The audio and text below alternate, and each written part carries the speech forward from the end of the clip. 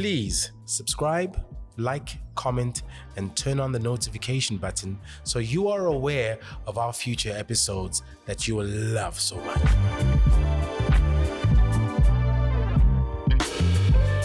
Hey guys, welcome to another exciting episode of Film This Show. Today's conversation is with someone that I feel is a father, an academic, filmmaker, a revolutionary, and someone who's been there for so many years.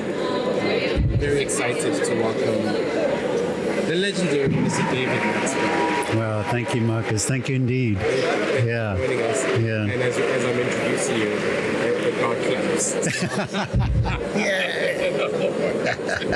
But David, I think with this conversation, we spoke a lot about your influences coming up and growing up, and your affiliation somehow with the left, and how that happened. It wasn't very common for the male in that time growing up. Right. Take your political views.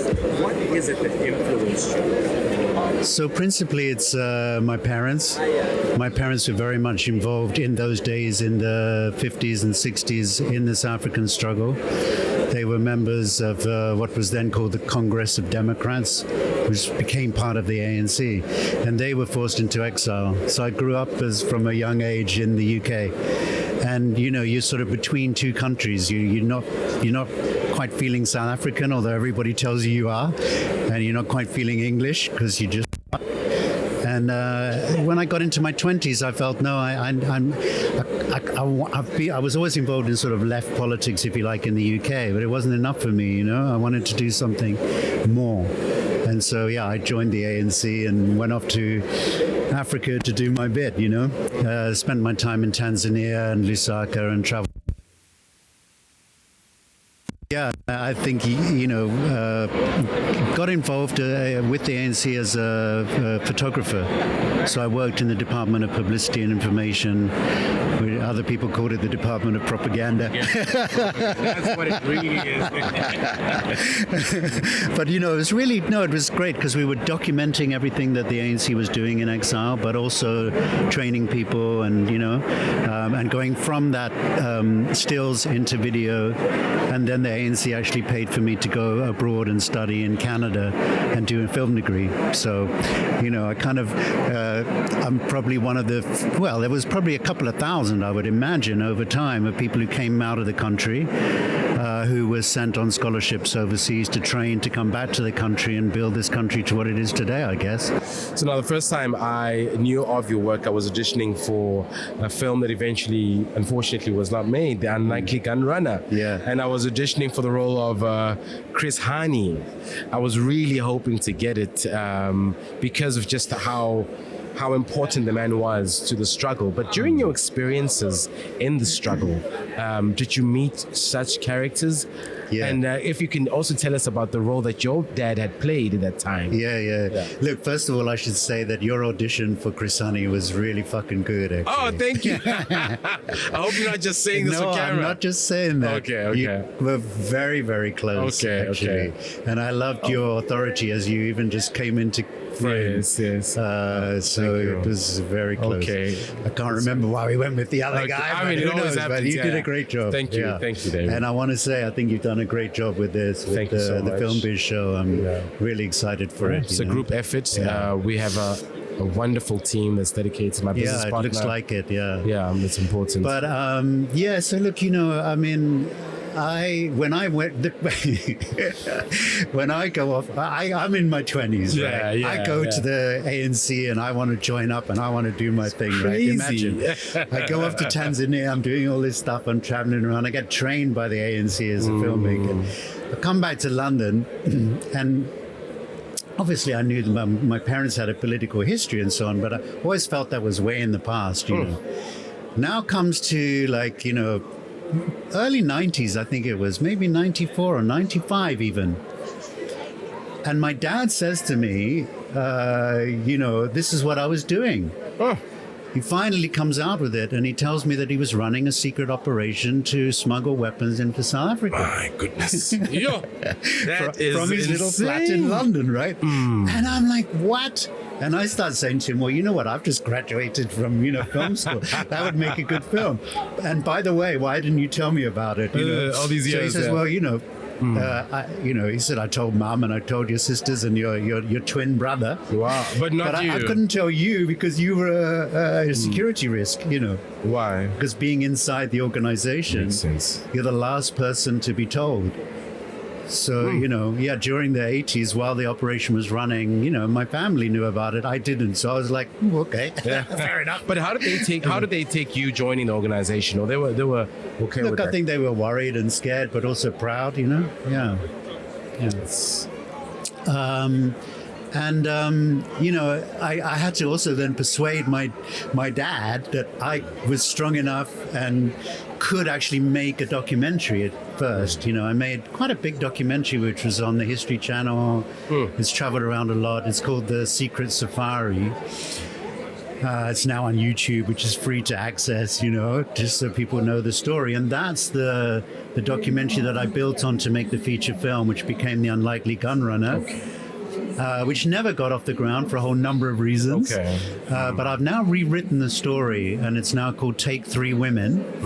And I've rewritten it from my point of view of what I experienced, but I've transposed my experience onto somebody completely different, which is like a woman who now takes part in this whole situation as a tourist on the truck on which the weapons were being smuggled. And so it's from that first-hand point of view, and then parallel stories what's going on in South Africa. And it's another woman who's involved in struggle who has to leave.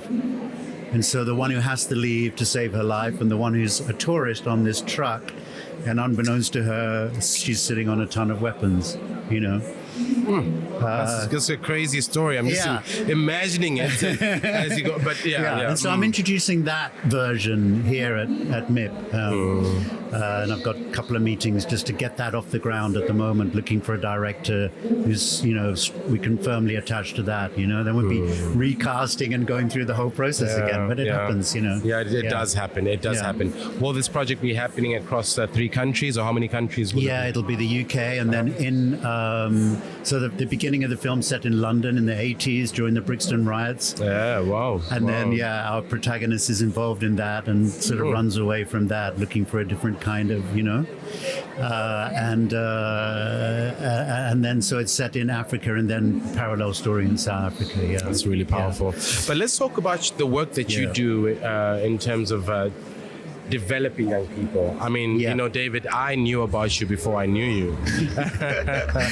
A director whom I'm worked with, and obviously your son, was a good friend, Pilani Brown, was, they just talk about you and how selfless you were in terms of just giving knowledge and helping with direction and helping with mentoring.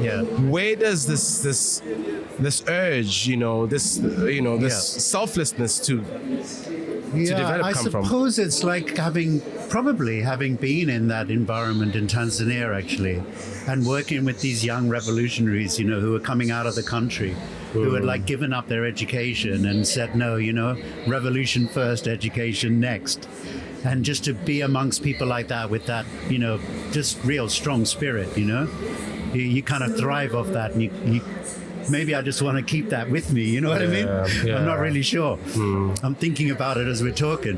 But I think that did drive me quite a lot, and I still feel it, like a lot of the directors I've worked with, actors I've worked with have come out of film schools, young people who've just like dynamite, and who really want to do stuff. And when you work with people like that, it just, you kind of feed off it and they feed off you, and it's a two-way street, right?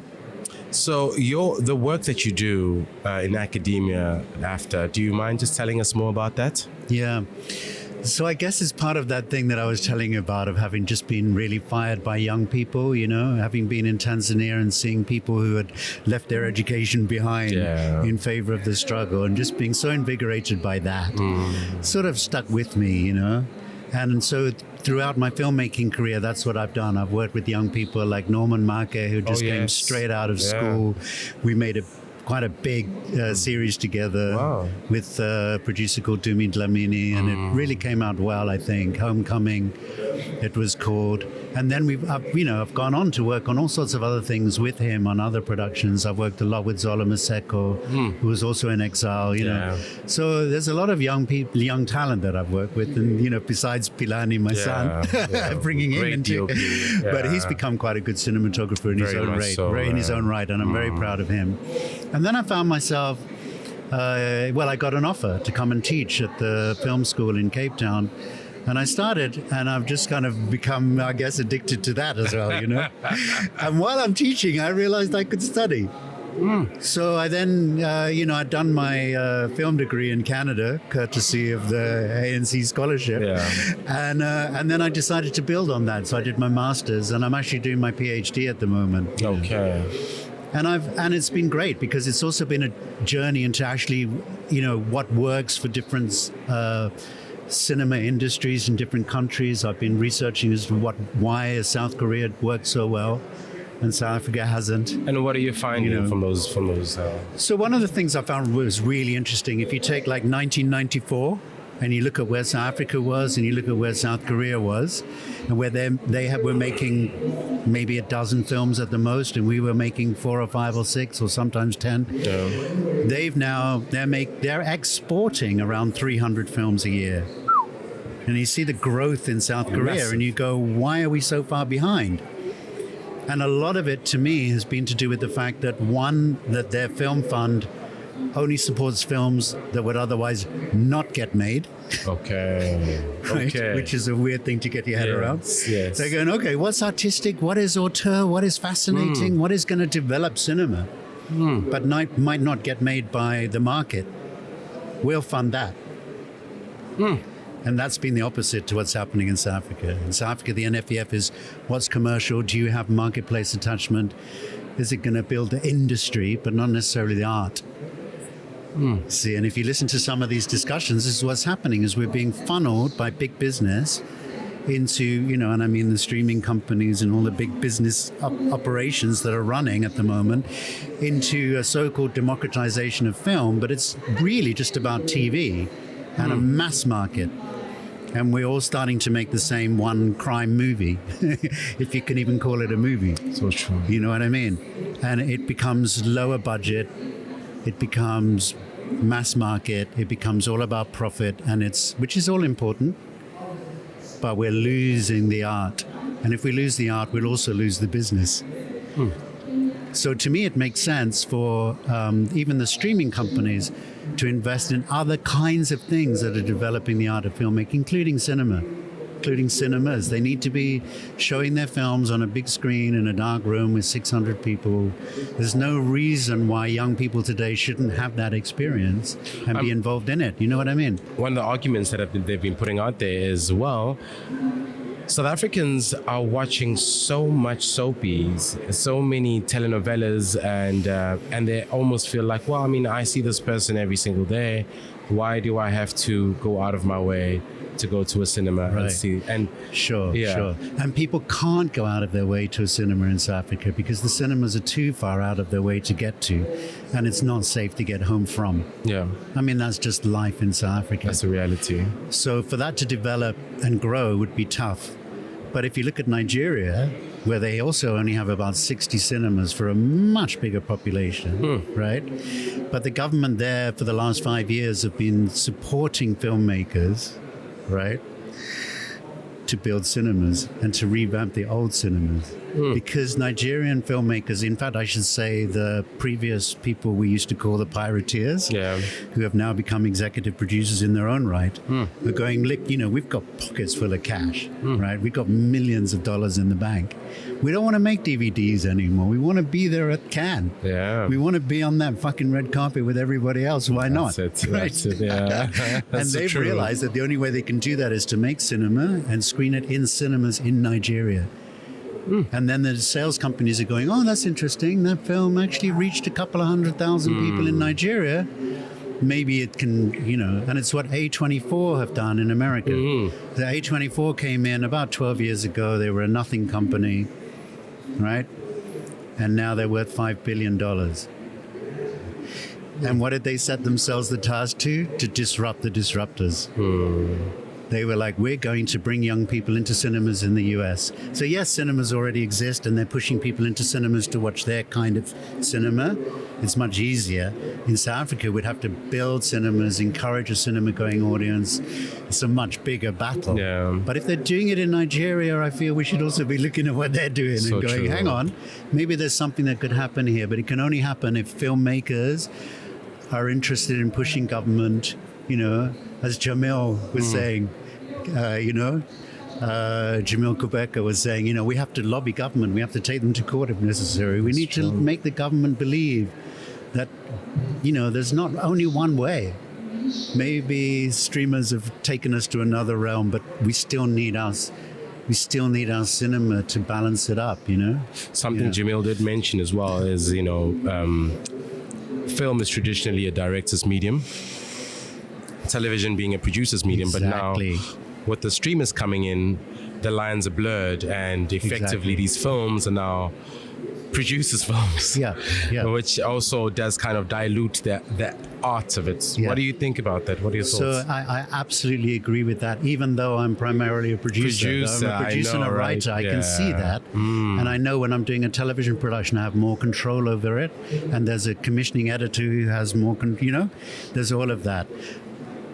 But I feel that it's also to do with the kind of producers we have. You see, if you look at a company like A24, they will put their executive producers into the productions, particularly to make sure that if it's a comedy, it feels like a comedy on set. If it's a thriller, it feels like everybody's in that mode. They help the director. They help the director to feel like they're in charge in the way they want to be. You see what I mean?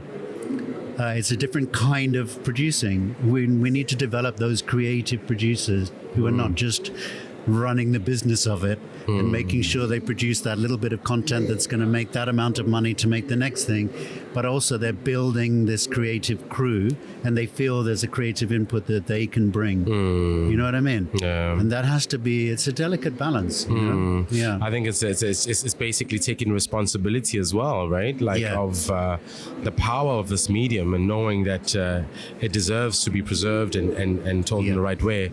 And taking risks. Taking those risks. You see, because otherwise what happens is that as these big streaming companies start to realize, as soon as they start to lose money at all, they start to take less risk. And which we've seen that. You see it happen. And then they go for the lowest common denominator, or like you saw on MultiChoice for a long time, all channel is all crime. Because crime worked 2 years ago. By the time they get around to commissioning something else, it's too late. Everybody's bored of watching crime. So they've got to be ahead of the fashion. And the only people that are ahead of fashion are the artists. It's artists who are ahead of the fashion. Not the business people, but the artists. And who are the artists? There are thousands of them, right, who are interested in the art of making films, like Jamil is. And look who's making his next film.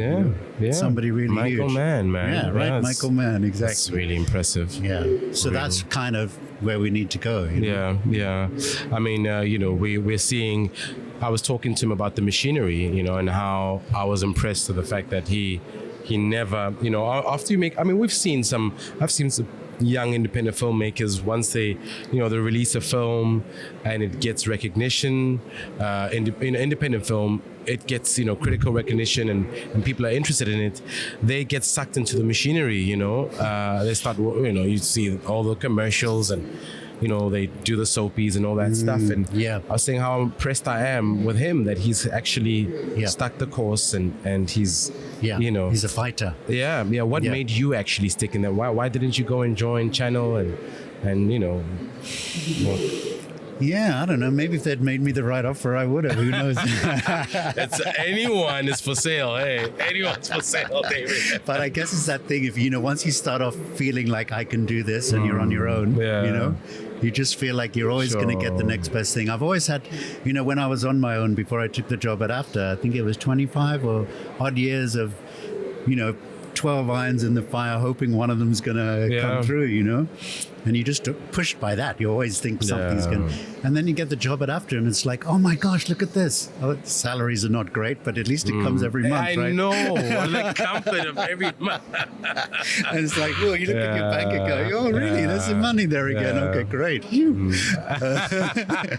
Yeah, but I am starting to feel that itch. I'm starting to feel that itch to get back and working with people to, because it's great. I love working with the young people now. We're just tomorrow the last film goes into the can, and that will be 4 half-hour films that the students are making.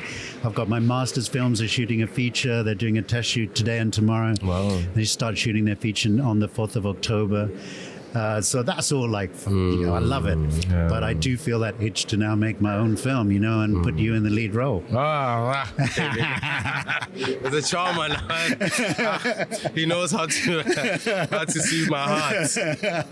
But the thought that comes is when you are doing your PhD, you are I'm sure you're aware that the market, you're not doing it for being more employable at this very young age of yours. And just besides that, our business isn't really focused on the most learned. I don't think they hire according to that. Yeah. Why are you doing it? Why are you pursuing? It goes back to the first question you asked me, like that thing of like what really drives you. I think it is because I feel like I have things I want to say about the country and the way we relate to each other as filmmakers and creative people, but I've never really had the clout, or I haven't felt like I have. And I feel like this delving into academia gives me more of a little bit more of a weight than me just putting up my hand and going, well, I think that. Okay. I feel like I can now develop a wealth of other voices behind me from the research, and then be able to say, well, actually, on top of that, my thesis is, And what I'm developing at the moment is that I'm looking at how creolization has happened around the world. People think about Creole languages. Yes. And so one of the strongest one is Afrikaans. And I made a film in Afrikaans, Numeskoli. Yes. Right? So now I have an interest in that, and I build up a relationship with that filmmaker, John Fredericks. That's the language he spoke, that's the language he wrote the film in. And I'm going, okay, if something like that happens, if there's a creolization of language, couldn't there be a creolization of the way we develop our art?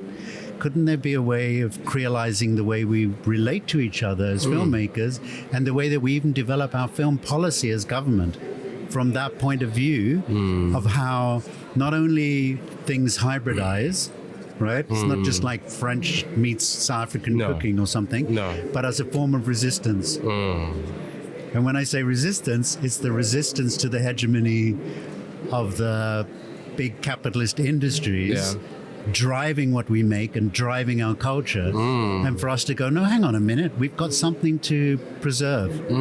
We've got a culture that is more than just what we make for Netflix. Not dissing Netflix, no, sir, but more than that. It's something that we need to preserve, because they'll just take for as long as it's worthwhile taking it. But that doesn't necessarily preserve it. It's a take, right? I mean, it's a give and take, right? It is. But still, there's something that might be missing there. And that's the way I think we relate to each other that could be more beneficial if it had a different sort of format, different way of seeing each other, a different way of being other. You see what I mean? Like, we're obviously different. Yes. You're black, I'm white, whatever. I have my culture, you have your culture, you got your background, you got mine. But if we can see each other as being able to retain that otherness, but also have a consciousness that allows to go, that little bit of you that could be part of me, that little bit of me that could be part of you. On that kind of level. Do you see what I mean? Not on just the BEE level. Yes. And an economic level, but on a cultural level.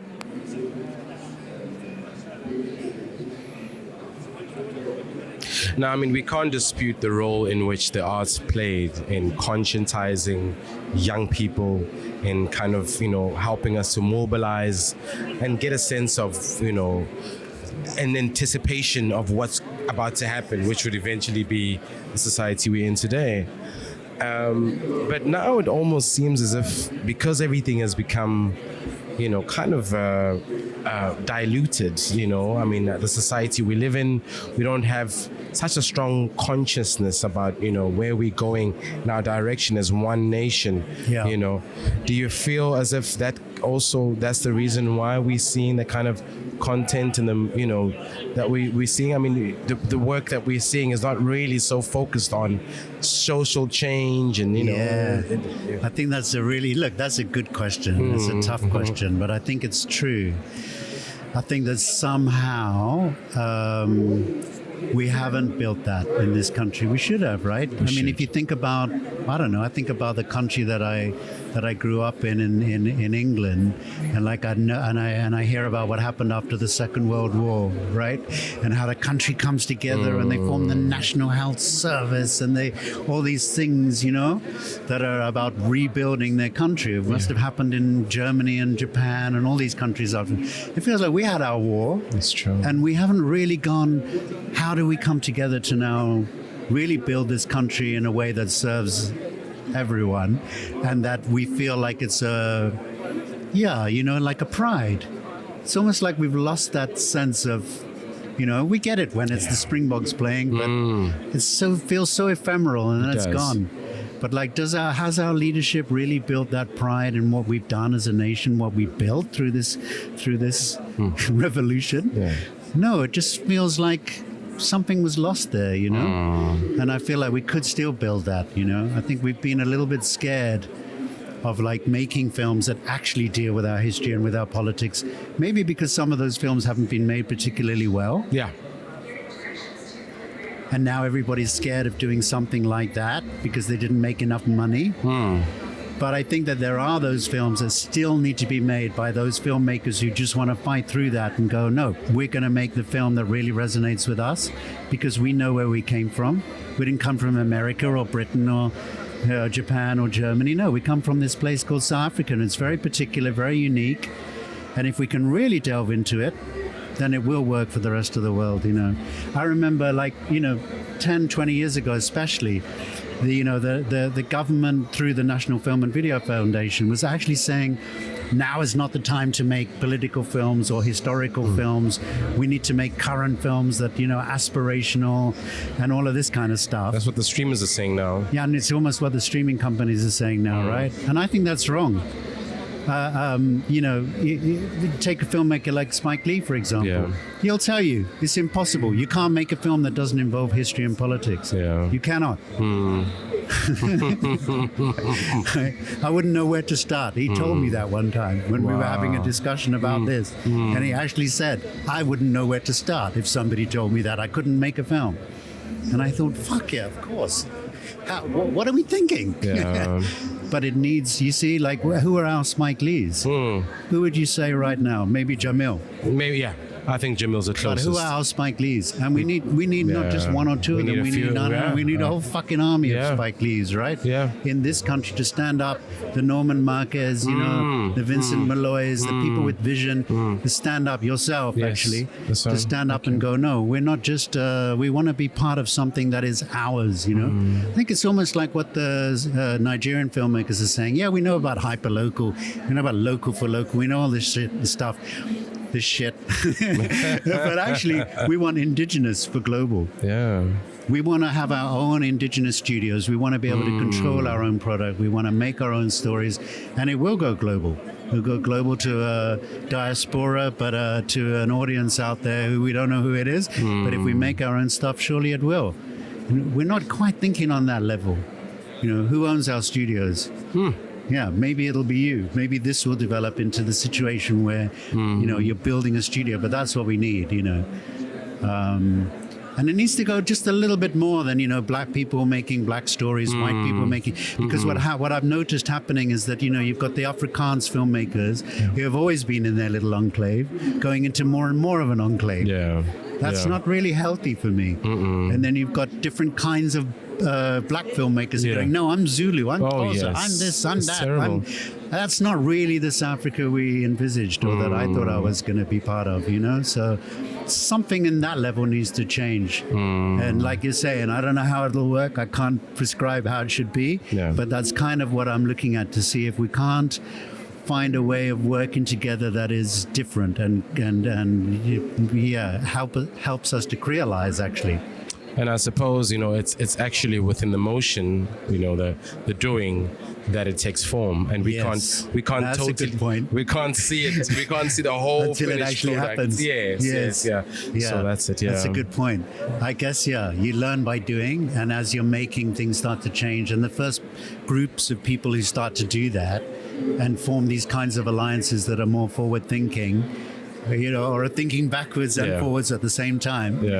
Yeah, that's probably where all the change is going to come from, True. Yeah. David, we could speak for the whole day. Yeah, we could. I'd like to thank you for joining us today, man. Yeah. From the Film Biz Show, we really would like to just give you your flowers and thank you for being the mentor figure that you have been, throughout these years to so many filmmakers. Thank you. And we really wish you well on your academic journey. As a voice in the country who will spread the message that we so desperately need to be spread.